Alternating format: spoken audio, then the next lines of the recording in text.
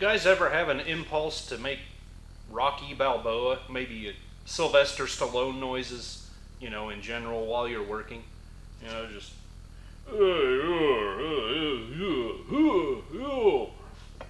Maybe that's just me. I don't know. Anyway, everything is apart for the rear springs. Everything is looking great so far, other than the two that we already have made up brand new, the main springs. Of course, I'll know for 100% once I get everything cleaned off. So it's just a matter now of wire wheeling, media blasting, all that good stuff, and we'll get these cleaned up and get some paint back on.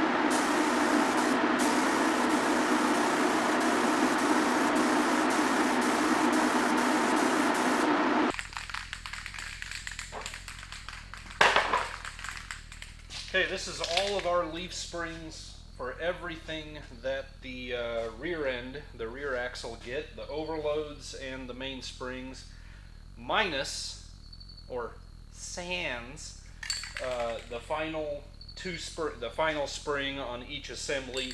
We're only going to coat the backside. Let me start over. What I've got here on the table is all of our rear end leaf springs, the main springs and the overload springs. Be quiet wherever you are. I'm coming for you. Anyway, what I'm going to do is coat the backside of all the springs with dry graphite lube. That'll be good enough. All 6 sides of everything here is covered in the Eastwood chassis black. And then once everything's assembled, if I just need to touch up the nuts on the U-bolts or whatever, we'll just do that with black spray paint. So everything's here but the final little spring on each assembly, and obviously nothing goes on the back side of those, so they don't need to be lubricated. There's a lot of debate. This is one of those areas where guys in forums, online, they think everything needs to be debated, and leaf spring lubrication is one of them.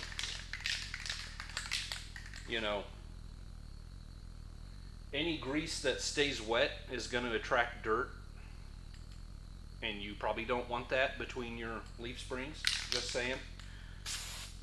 So this is, just a little dab will do ya.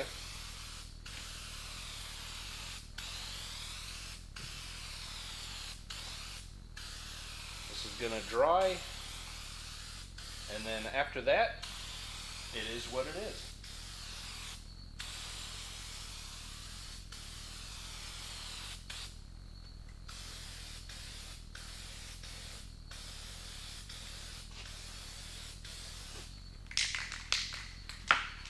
It's already dry.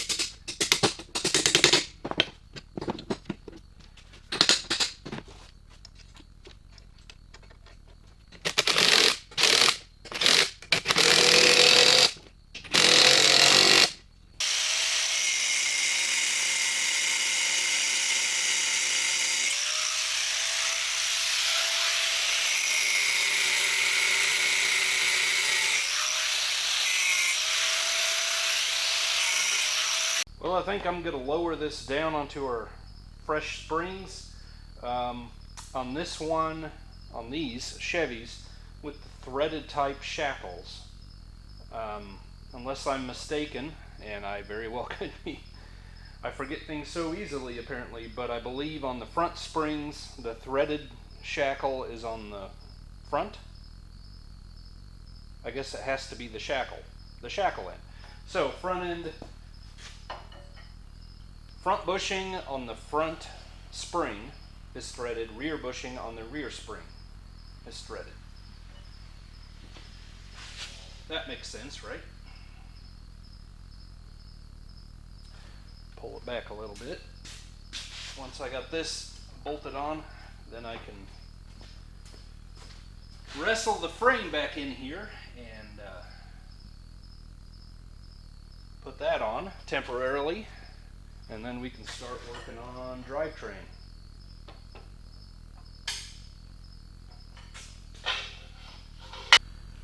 Problem numero uno.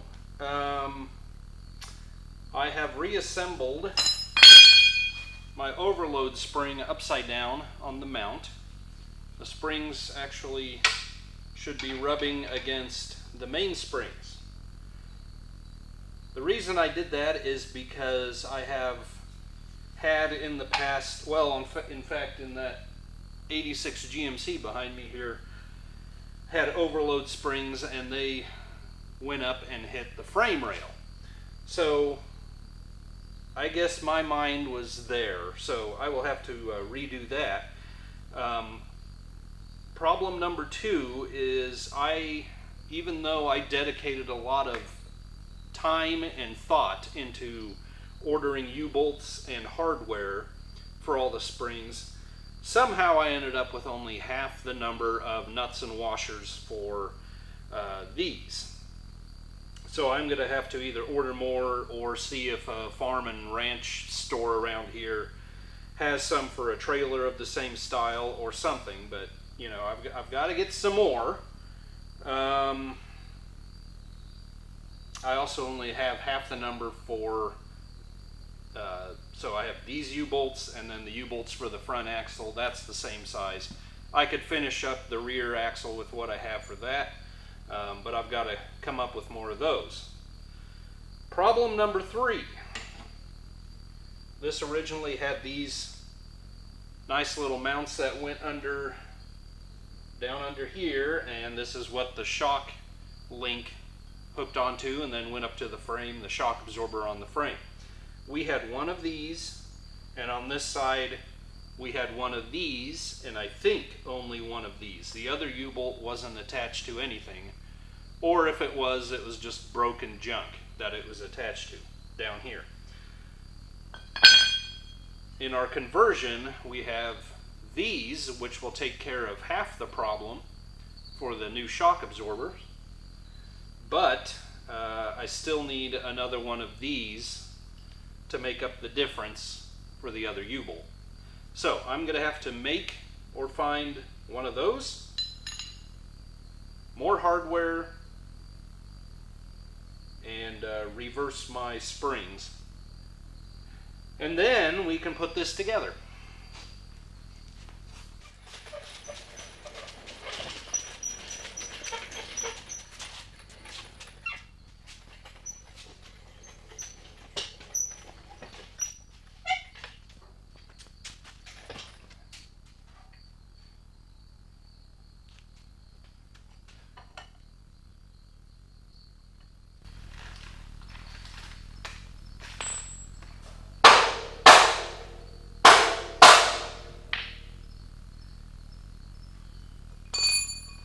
Had a bit of a stubborn one here, but not too bad.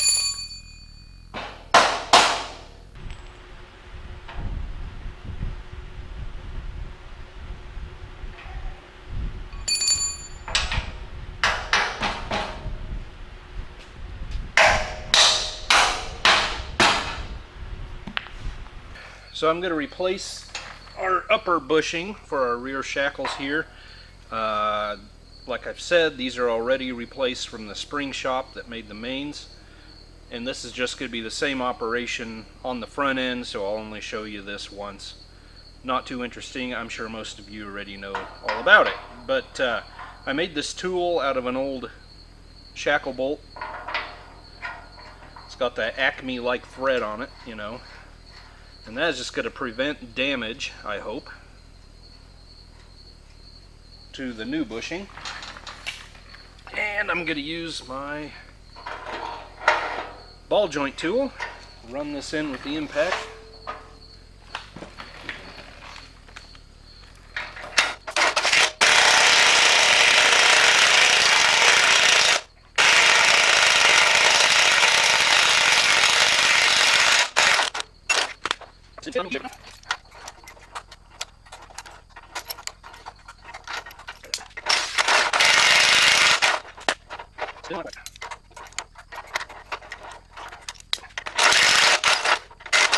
Are you gonna give up anytime soon?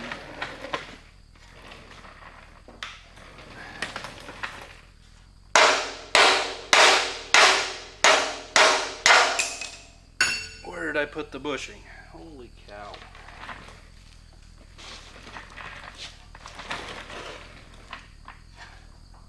Well, it's in there. So the originals, if that's what they are, they're nice and smooth. The new replacements, NOS replacements here, are knurled twice. And if it's going to be anything like the left side, it's going to go in a little bit snug. It seems to want to start better from the inside of the bracket here. So that's where I'm going to do it from. And I'm just going to put a little anti-seize on here just to help things along.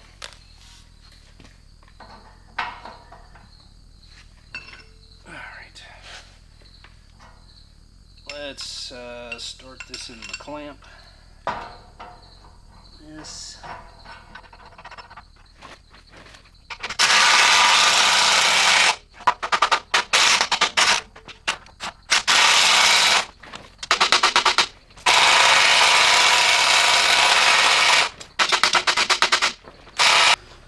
These are called flag suspension parts. Never heard of it in my entire life. Old made in the US parts, and they've actually got a barcode, so they're, oh, it says 20. Last July they were made. So, okay. Maybe they are around and maybe we could ask them. But nah, too much effort. Temporarily, I am going to install my bolts. Run that in. Run that in. I should put some anti-seize on there just in case. Ugh.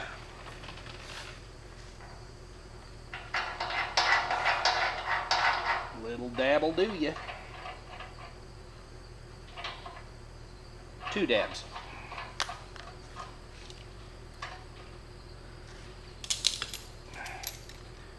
I've got paint in that bushing, so it doesn't like it.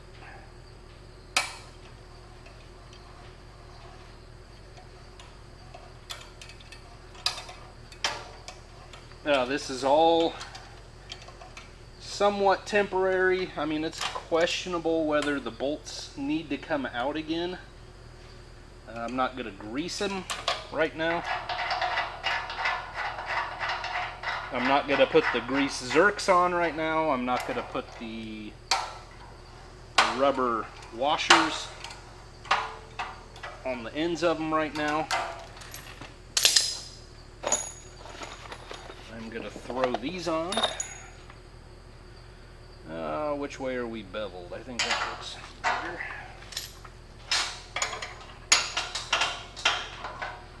Like that.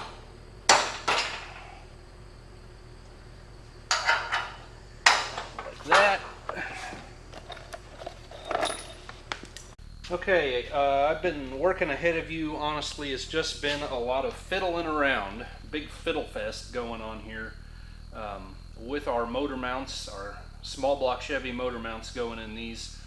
This is a Chassis Engineering Incorporated kit, and The part number CP Charlie Charlie Parker. I can't think of what P is. 1160. Supposed to be good for every half-ton pickup. Chevy half-ton, using a small block Chevy, 1940 to 1954. There was a note, 48 to 54, so the advanced design pickups, the original steering gear must be changed or moved slightly. So I've already kind of put ours in here since we are still rolling with the original gearbox. I had to make sure that would work, and it looks like it will. But this came with everything you need, the engine mounts, the rubber bushings, and all the hardware. They're a bolt-in kit. A guy could obviously buzz these in there, but I kind of don't want to do that. I want to make sure, mock everything up with bolts anyway, and make sure it's all going to work. So I'll bring you in a little closer and show you what I did to make sure we are dead on here. So what they wanted you to do is center, so all the measurements are from the center of the hole for the rubber bushing. So I marked a center line, put a piece of tape, and then I marked the other center line, so that's the exact center of our roughly 1.25 inch hole there. They want that from the center rivet, so the rivet above your cross member, from the middle of that rivet to the middle of our bushing mount, 15 1/8, which is what I've got going on there on both sides. We'll just double check it. And then side to side, they want those centered at 19 inches exactly. I didn't end up using it like I thought I would, but I made this little jig, turned down some pipe on the lathe so it would fit that hole exactly, and those are centered at 19 inches. Just like that. So now what I'm going to do, I've got these lines on the frame. I am going to mark that and mark my center line there. This one's a little goofy, but we can get it done.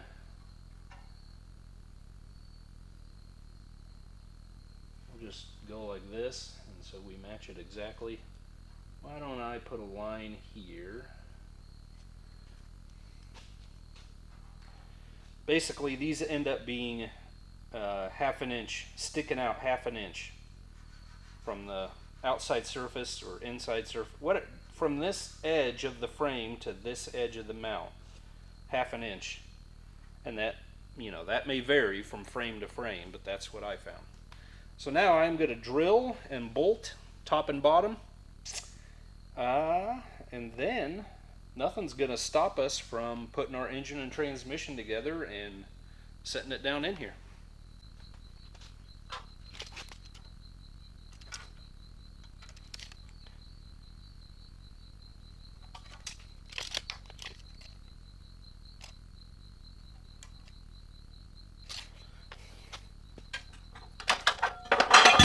Smooth.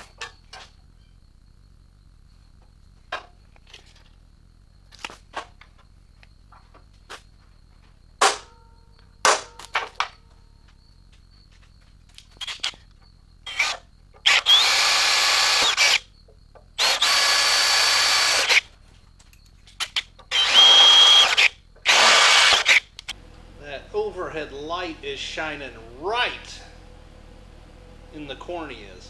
I mean, good night.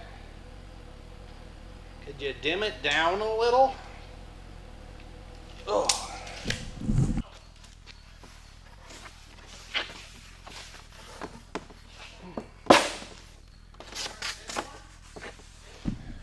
Well, that's fine. I meant the red and black thing you drain oil.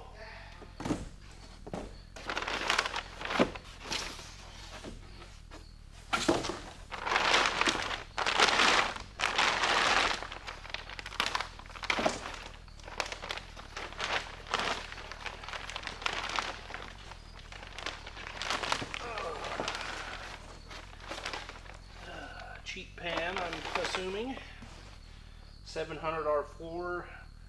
I didn't even consider the last tranny I bought with a torque converter. From Monster, I didn't even consider a torque converter. So, that's one on me.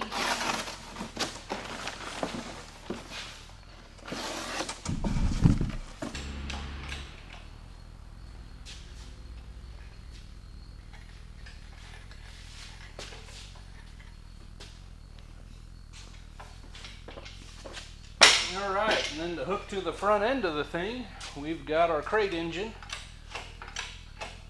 Just like the 81 Elky we did. Another 350, you know. This one's a little bit different. This is a Gen 1. I just couldn't help myself. I had to get the old school style valve covers. This one, I forget exactly. It's been long enough. I kind of forgotten, but I believe this is like 345 horse, somewhere right in there. The other one was 350, and that Vortec. Still sporting a one-piece rear main, as you can see. Pretty standard stuff, really. Just decent amount of horsepower,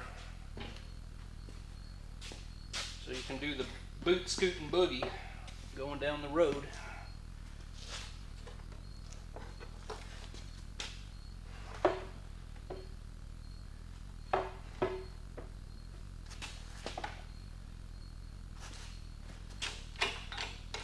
The other one came with a flex plate. So I need to get one of those. This one did not. They did throw in what's left of the Mealy gasket kit, and then I saw there were some other goodies in here. Stickers. What are you? What's going on in here? Tags, paper. Oh, okay. No goodies, just paperwork.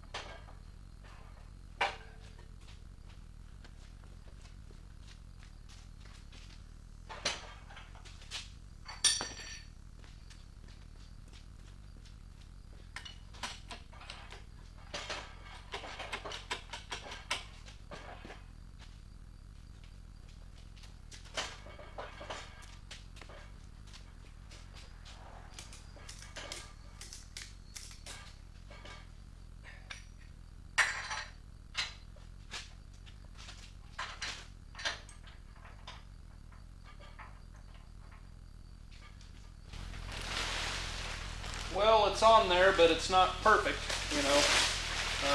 But that's exactly why I'm doing this, to answer questions that I had. Unfortunately, this second crossmember that held the old transmission, was that for the transmission? Maybe that was for the bell housing, and then the other one was the removable one. Anyway, that can't be there, and it also hits the battery box. So the transmission in both cases. So I guess I will be removing that, but I have have a meeting at church tonight and I'm supplying the pizza, so people might get a little huffy if I'm not there. So I got to think about cleaning up for tonight and running home, taking a shower, and getting to church, which is where you should be. Oh. I feel like I'm wearing a neck brace. Anyway, I kind of forget where I'm at with you guys, where I left off. With explanations, I put the engine transmission in here. It looked like this original rearmost mount will work, but I have to get rid of this because the tranny pan does not clear this. And part of my battery box, I may just even bend that in right for now, get it out of the way, and then we can modify or whatever we have to do. So I had to get this out. There are recesses, the rivet heads are in recesses on the side, so I drilled them out, and then I could come in flush on the bottom of the frame with my cutoff wheel and slice those off and then punch them through. They are difficult because, and some of the rivets are still stuck in the material. Rivets not only form a head on each end, but they expand in the center. So they get very tight. Looks like it won't be too much of a fight though. I've got this one still kind of stuck on the battery tray. See if I can get that out. There we go. There we go. Yeah, buddy. There we go.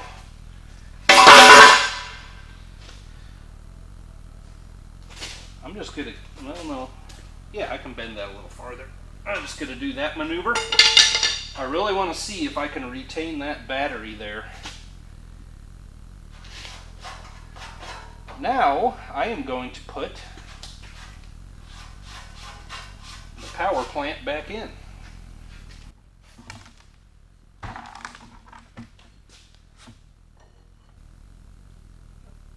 I love modifying things. So right now my frame is sitting slightly up at the front. We are going for a stock stance, a stock look to this project.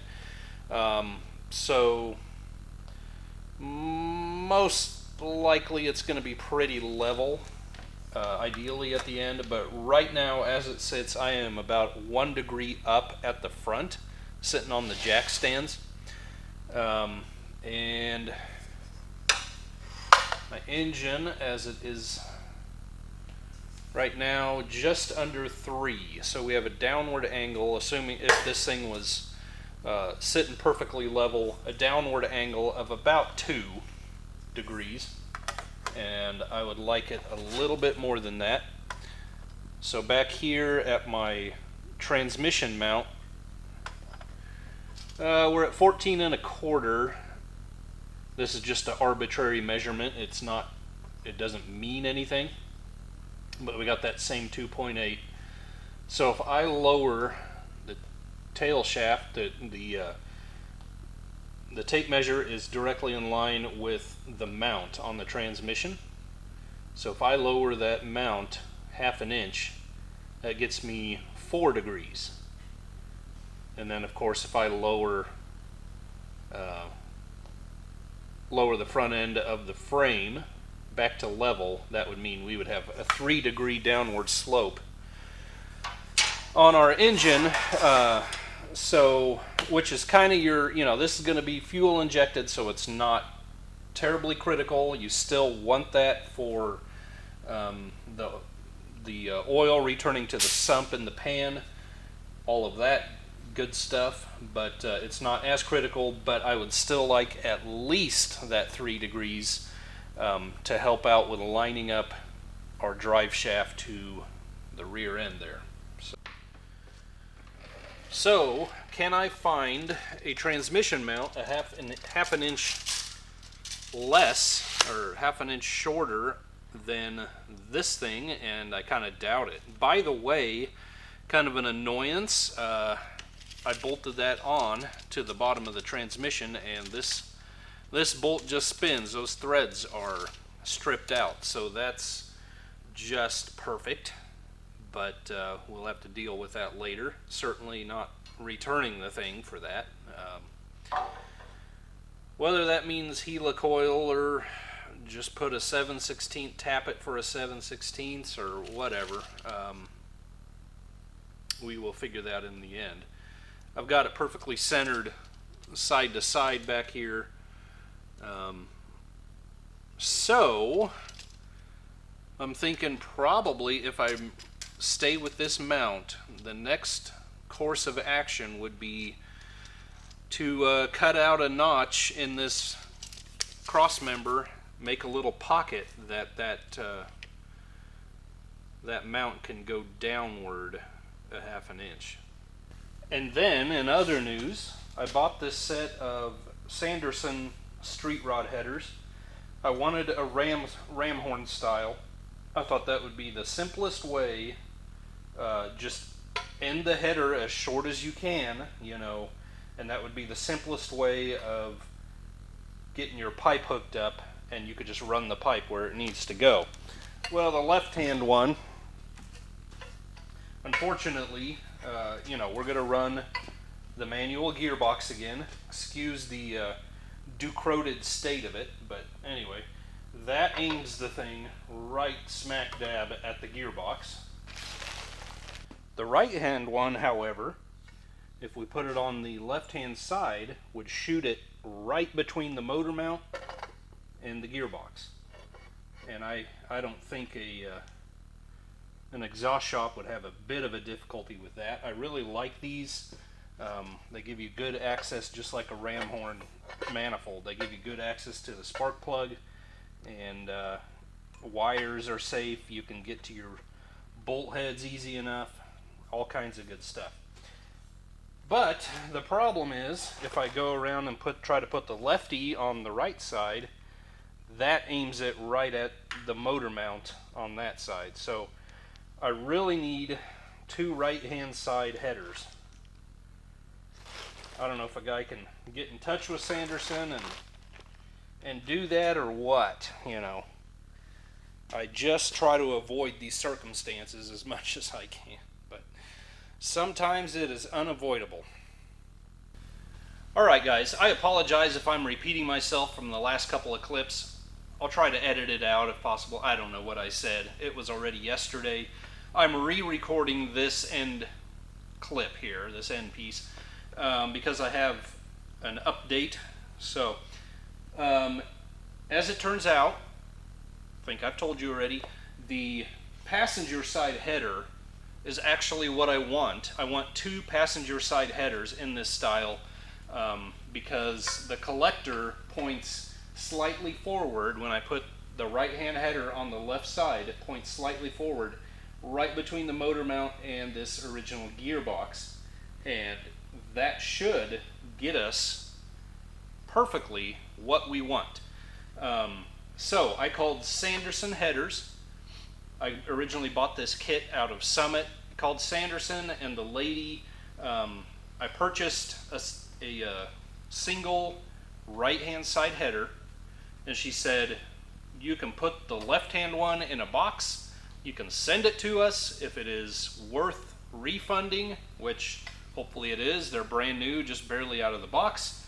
We will give you credit back, albeit not as much as what I just paid for the other one, because I bought it through Summit, and you know, their markup and whatever. So that is encouraging. I'm going to wait until I get the other header, bolt them both on, probably with both collectors. I don't know if there's a collector in the box with the single one I'm getting, or if I need the 2 collectors I already have. So I'm just going to wait till I get it, bolt them both on.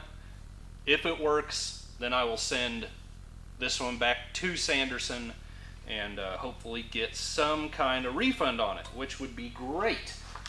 Other than that, I could raise the front of the motor 1/2 inch and get my angle, but I indeed am, I believe, going to lower, notch out the rear cross member here an adequate notch and perch for this transmission mount and lower the transmission down. I just feel like with the you know, the differential and everything, the lower I get the transmission, the better. Okay? It's not much, but the more I do that, the better. I've got to think about dipsticks, shifters, starter, torque converter, ring gear, harmonic balancer, all kinds of things. I've got the fun of starting over with a brand new drivetrain. You gotta have everything, right? So I'm gonna keep pushing forward. I think we can squeak a battery in there. I'm sorry, I forget the group number of battery that I put in the 48, the white 48 here. It's about 6.5 by 9 inches rectangle, which fits in the 6-volt battery tray. And I think I can get that in there. Of course, that's the size this would have had originally, but with a little bit of modifying of the battery box brackets there, I think I can get that in and even use, wherever that is, the battery shelf that I bought brand new. So we will get that going. I think I can pull everything out of here pretty much and modify things I need to, start working on front end, start thinking about refinishing, painting, getting some paint on the frame, and we can do final assembly, so on and so forth. So guys, if you aren't subscribed, please do that. You can keep up with this video, with the progress on this project.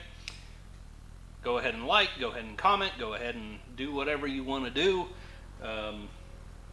And I am just going to keep working. So, thank you for joining me, guys. God bless you. We'll see you on the next one. Bye-bye. Where did I put that other header?